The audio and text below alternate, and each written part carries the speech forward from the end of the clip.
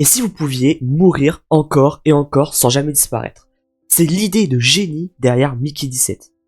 Le dernier film de Bong Joon-ho, un film de science-fiction qui mélange thriller, satire sociale et réflexion philosophique. Et franchement, c'est une énorme claque. Je l'ai vu dimanche et j'ai eu besoin de quelques jours pour vous donner mon avis. Dans Mickey 17, Robert Pattinson incarne un jetable, un clone destiné à remplacer un humain chaque fois qu'il meurt. Son job?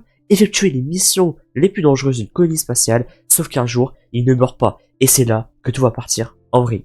Bong Joon-ho, le réalisateur de Parasite, nous plonge encore une fois dans un univers où les classes sociales, le destin et l'absurdité du système sont mis à nu. Passons à mon avis. D'abord, parlons de Robert Pattinson. Sa performance, son acting est incroyable. Il jongle entre deux personnages totalement opposés d'une justesse impressionnante. Après The Batman et Tenet, il continue de prouver qu'il est l'un des meilleurs acteurs de sa génération et pour moi, l'un des acteurs les plus sous-estimés du 7e art. Le casting autour de lui est tout aussi solide. Je pense à Steven Yeun qui est génial, Toni Collette et Mark Ruffalo qui sont incroyables. Et surtout Naomi Ackie que j'ai trouvé impressionnante. Chaque personnage apporte une nuance à l'histoire et on sent bien que rien n'est laissé au hasard.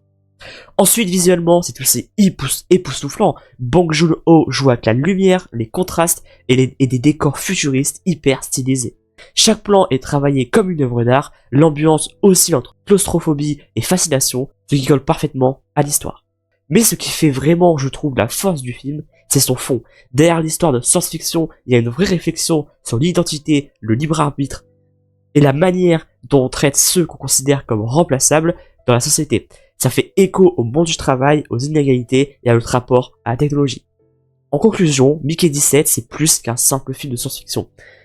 C'est un miroir tendu vers notre propre réalité.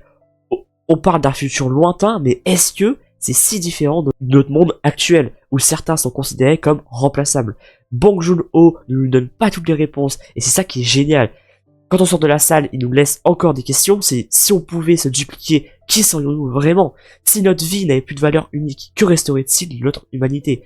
Une chose est sûre, Mickey 17 ne vous laissera pas indemne, c'est brillant, c'est perturbant, et ça mérite vraiment d'être vu. Mickey 17 est-il le nouveau bijou du réalisateur? Moi je dis absolument. Ma note, 4,5 sur 5. Et vous en pensez quoi? Si vous l'avez déjà vu, n'hésitez pas à me dire dans les commentaires votre avis, et si vous l'avez pas vu, vous attendez quoi? Allez voir ce chef-d'œuvre.